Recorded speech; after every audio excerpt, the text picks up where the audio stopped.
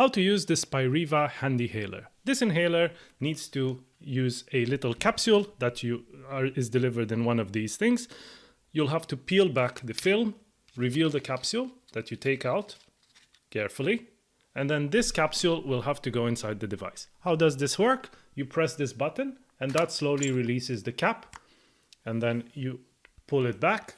You pull back the mouthpiece as well, and then you will have a little hole in here in which the little capsule will go. That goes in there. Then you close basically this mouthpiece. You close it shut, and you have to press this button in order to perforate the inside of the capsule. And you may see that there is a needle that goes into the capsule, perforates it. Once you have done that, you are ready to inhale.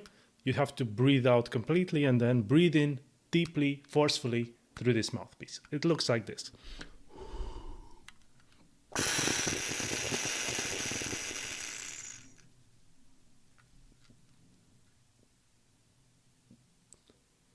And slowly release. Try to hold your breath for as long as possible. Once you are done, you will basically open up this mouthpiece, take the capsule out, which will now be empty of powder, and then you throw this away, and everything else gets closed.